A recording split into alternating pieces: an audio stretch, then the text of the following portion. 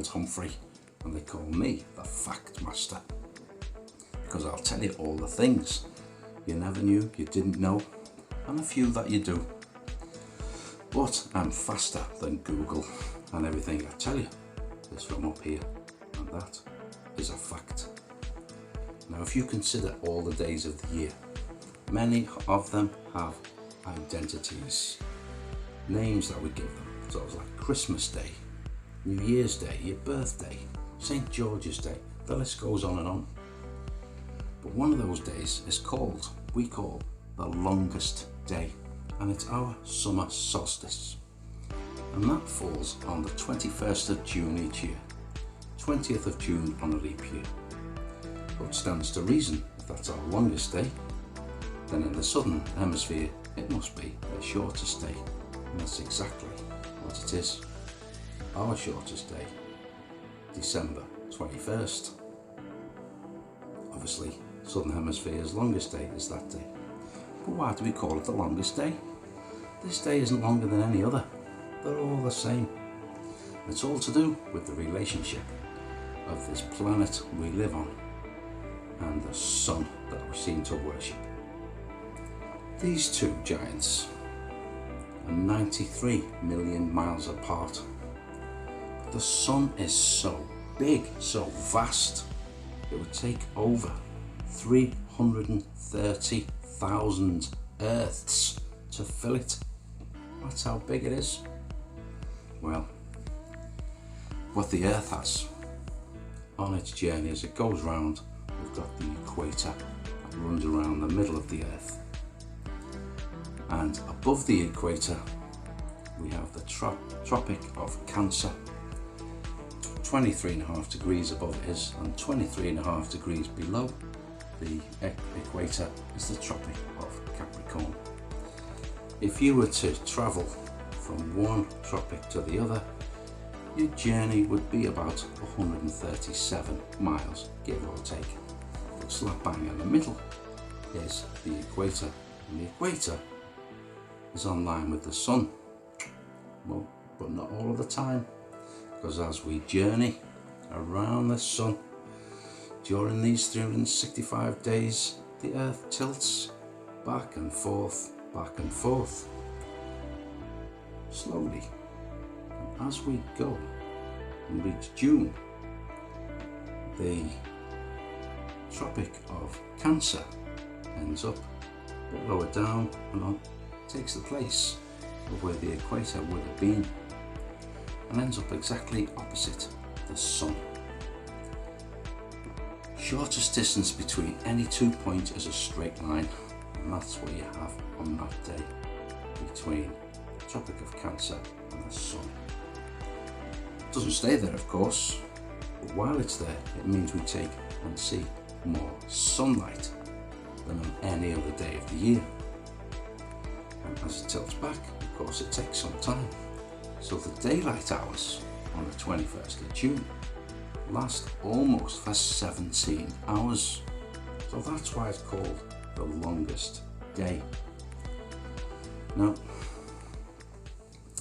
say we travel around the sun and we move and we go back and forth 23.5 degrees. Well, we are sitting on the Earth, but we don't feel that. We don't know whether we're rocking and tilting and flying around. We don't know, we just don't feel it. Because in comparable terms to the universe and the sun and the ship, we are no bigger than a flea on an elephant's back. So we wouldn't feel any of it. We just carry on about our business every day. All we experience is the changes in the weather.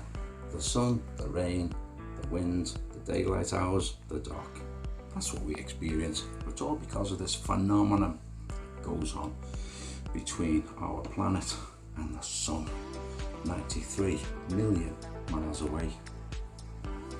Now, these two tropics and the relationship they have with the equator is all down to this to and froing.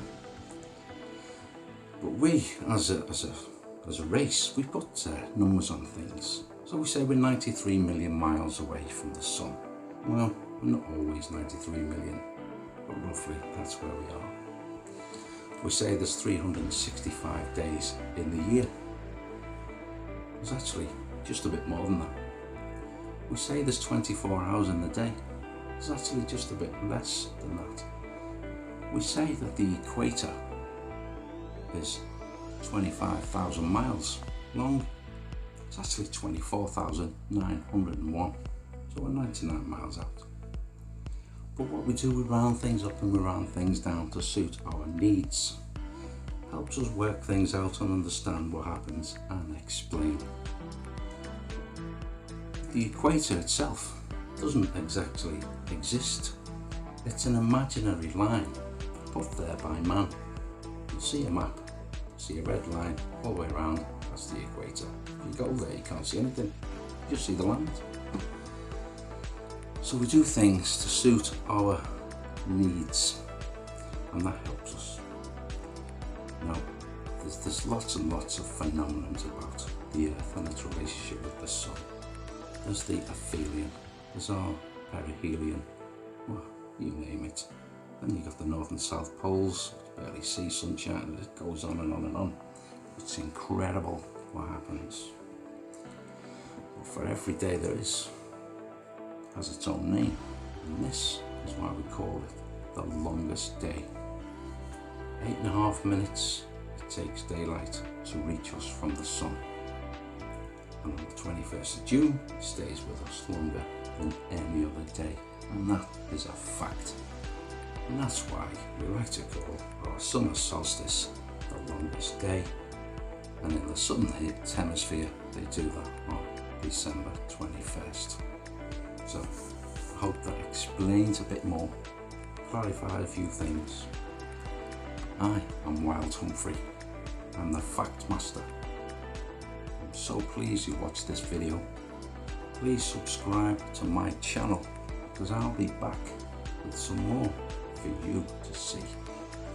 And that is a fact. In the meantime, take it easy, and thanks for watching. Cheers.